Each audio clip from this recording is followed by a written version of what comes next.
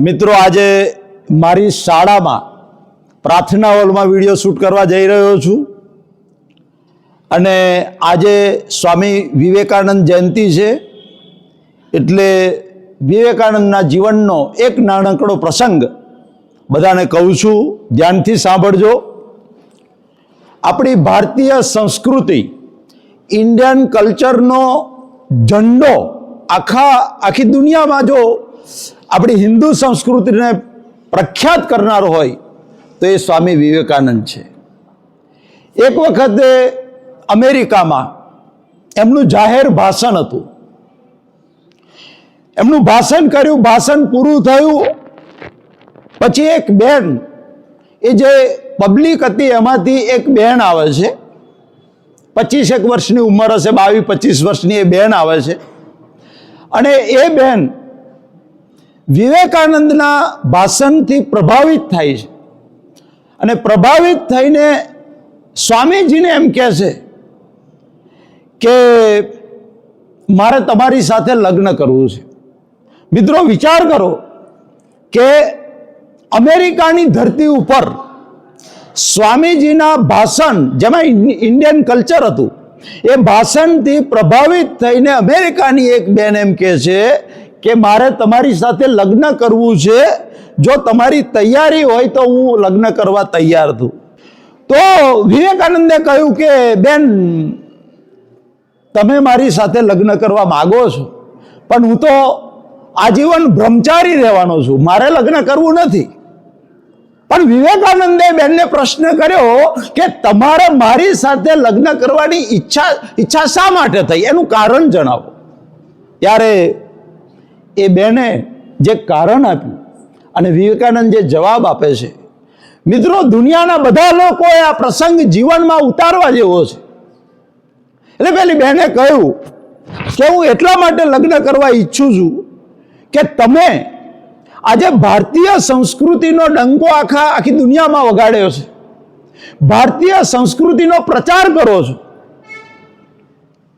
તમારી સાથે લગ્ન કરવું અને આપણા લગ્ન જીવન દરમિયાન જે બાળક પેદા થાય એ બાળક પણ તમારો વારસો જાળવે, કારણ કે આજે તમે યુવાન છો, કાલે ઘરડા થશો અને તમારા હાથ પગ નહીં ચાલે, ત્યારે આપણું જે બાળક છે એ બાળકની અંદર તમારા સંસ્કારો હશે અને એ બાળક જ્યારે 22-25 વર્ષનું યુવાન થશે ત્યારે તમારી જેમ આ અમેરિકાની ધરતી ઉપર હિન્દુ સંસ્કૃતિનું ભાષણ થતું હશે, હિન્દુ સંસ્કૃતિનો ઝંડો લહેરાવે.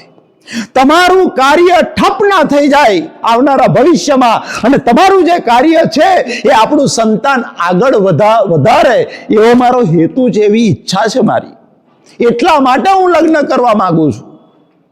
વિવેકાનંદે જવાબ આપ્યો કે બેન, તમારો હેતુ બહુ મોટો છે, તમારો આશય કોઈ વિષય વાસનાનો આશય નથી, પણ તમારા આશયની પાછળ આટલું મોટું રાજ છુપાયેલું છે. એ જાણીને મને આનંદ થાય છે, સુખ થાય છે.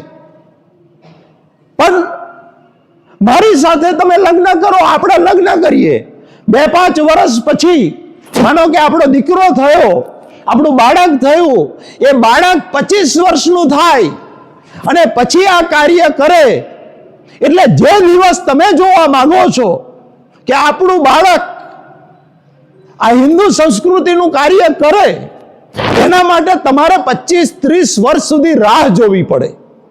એના માટે હું સીધો રસ્તો બતાવું કે 25-30 વર્ષ સુધી રાહ ના જોવી પડે અને જે તમારી ઈચ્છા છે એ ઈચ્છા હમણાં જ પૂરી કરી દઉં તમને. તો કે કઈ રીતે અત્યારે ઈચ્છા પૂરી થાય? તો વિવેકાનંદે જવાબ આપ્યો કે અત્યારે તમે એવું માની લો કે તમારી સામે તમારો દીકરો ઊભો છે 30 વર્ષનો, મને જ તમારો દીકરો માની લો અને તમારો દીકરો આ હિન્દુ સંસ્કૃતિનો ઝંડો લહેરાવે છે, તો તમારે 25-30 વર્ષની રાહ જોવાની જરૂર નથી. આ તમારો જ દીકરો આજે તમારું સપનું સાકાર કરી રહ્યો છે એવું માની લો. એમ કરી અને વિવેકાનંદે એમને પ્રણામ કરે છે કે તમે તો મારી માતા છો અને મા સાથે લગ્ન કેવી રીતે કરી શકાય. વિચાર કરો કે વિવેકાનંદની દ્રષ્ટિ કેટલી ઊંચી હતી મિત્રો.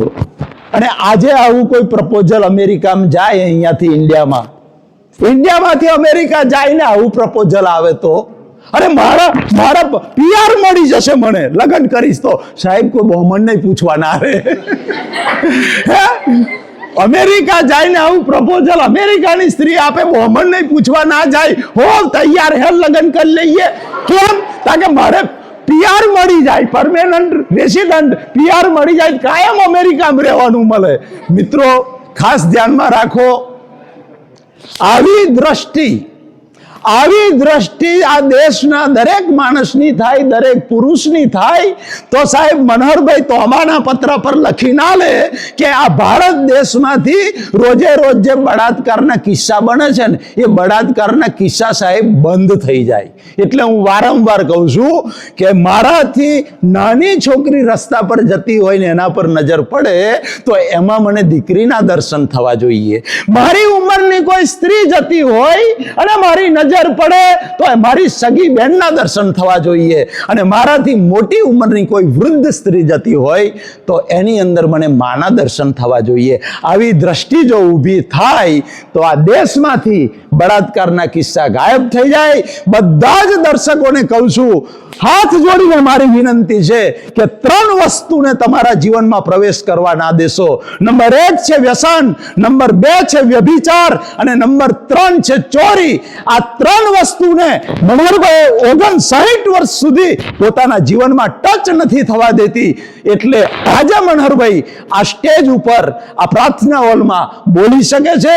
મિત્રો આ 3 માંથી એક પણ વસ્તુ જો તમારા ઘરમાં ઘૂસી જશે ને તો સાહેબ તમારા ઘરનું, ફેમિલીનું, કુટુંબનું ધનોત પણોત નીકળી જશે.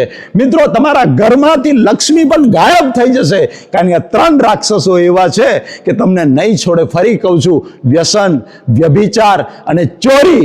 જો મનહરભાઈની વાતને તમે છેલ્લા 7 વર્ષથી સાંભળતા હોય, મનહરભાઈના વિડીયો જોતા હોય અને મનહરભાઈને માનતા હોય તો આજે તમારી પાસે આટલું માગું છું કે તમારા જીવનમાં વ્યસન, વ્યભિચાર, ચોરી તમારા કુટુંબમાં એને પ્રવેશ કરવા ના દેશો. તો મિત્રો 1,00,000% મારી ગેરંટી છે કે તમારા જીવનની અંદર, તમારા કુટુંબની અંદર શાંતિ, સંવાદિતા અને તમારું ઘર એક સ્વર્ગ બની જશે, ઘર એક મંદિર બની જશે. અને ઘર એક મંદિર બની જાય ત્યારે ભગવાનને પણ તમારા ઘરમાં ભૂલા પડવાની ભાવના થાય મિત્રો.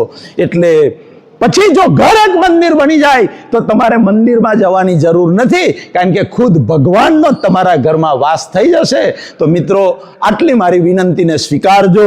આજે સ્વામી વિવેકાનંદના જન્મ જયંતિ વિશે એટલો જ મેસેજ આપું છું કે સ્વામી વિવેકાનંદની જેવી આંખોની નિર્દોષ દ્રષ્ટિ હતી એવી દ્રષ્ટિ બધાની પ્રાપ્ત થાય. આવી દ્રષ્ટિ પ્રાપ્ત કરવા માટે પરમપિતા પરમાત્મા આપ બધાને અનંત શક્તિ આપે. મનહર પટેલના જય ભારત, જય હિન્દ, જય ગુજરાત.